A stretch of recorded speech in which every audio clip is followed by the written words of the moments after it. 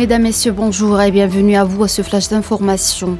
L'entité sioniste mène depuis 4 jours des raids meurtriers avec des centaines d'obus et de missiles tirés au long de la frontière contre de nombreux sites appartenant à la résistance palestinienne dans la bande de Gaza et en Cisjordanie occupée. Le nombre de martyrs ne cesse d'augmenter d'heure en heure, atteignant l'effroyable chiffre de 788 martyrs et 4100 blessés selon le dernier bilan du ministère palestinien de la Santé.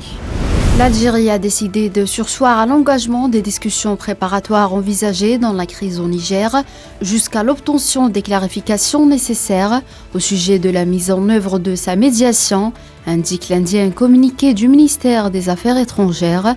Selon le communiqué, le mercredi 27 septembre 2023, les autorités nigériennes ont informé par lettre officielle le gouvernement algérien de leur acceptation de la médiation algérienne dans la crise politique, institutionnelle et constitutionnelle à laquelle le Niger est confronté.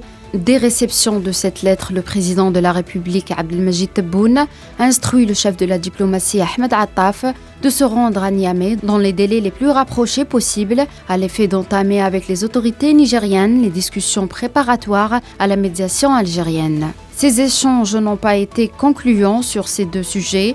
De même, des déclarations officielles et publiques d'autorités nigériennes ont suscité des interrogations légitimes quant à leur disposition réelle à donner suite à leur acceptation de la médiation algérienne.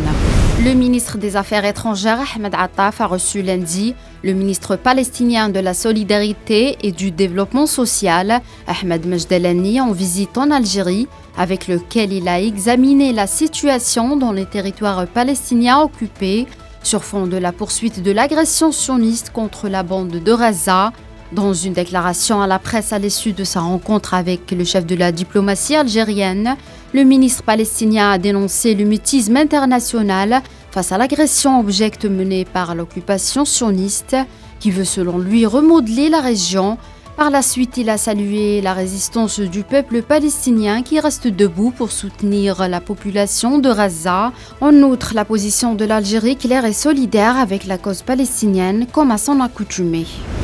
Le secrétaire général de l'ONU, Antonio Guterres, a tenu lundi une réunion et s'est dit, je cite, « Je suis profondément bouleversé par l'annonce déclarée par l'entité sioniste de lancer un siège complet de la bande de Gaza, sans aucun droit d'entrée, pas d'électricité, de nourriture ou de carburant. » Il a rappelé que la situation humanitaire à Gaza était extrêmement désastreuse avant ces hostilités et que cela ne fera que se détériorer de façon exponentielle.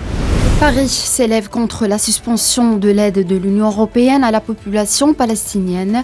La France n'est pas en faveur de la suspension de l'aide qui bénéficie directement aux populations palestiniennes, indique ce mardi le ministère des Affaires étrangères, soulignant qu'elle avait fait savoir à la Commission européenne. Et le Soudan et la République islamique d'Iran ont décidé de reprendre les relations diplomatiques entre elles pour servir les intérêts des deux pays, suite à des contacts de haut niveau au cours de ces derniers mois, indique un communiqué conjoint publié lundi par leur ministère des Affaires étrangères.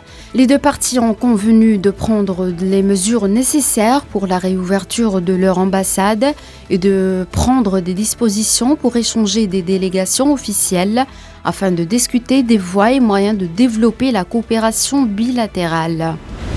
Et aux États-Unis, le président américain Joe Biden a été interrogé dans le cadre de l'enquête sur une série de documents confidentiels trouvés dans un bureau à Washington ainsi que dans sa maison familiale de Wilmington, a fait savoir la Maison-Blanche lundi.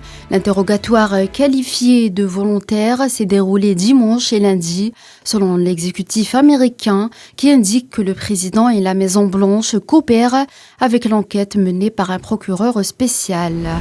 Et au Brésil, au moins 2 personnes sont décédées à la suite de fortes précipitations qui se sont abattues depuis la semaine dernière sur l'État de Santa Catarina, dans le sud du pays, a indiqué l'agence de défense civile de l'État. Quelques 132 municipalités ont signalé des situations d'urgence en raison des précipitations excessives provoquées par le phénomène climatique El Niño, a précisé l'agence. C'est la fin de ce flash d'information. Merci de l'avoir suivi.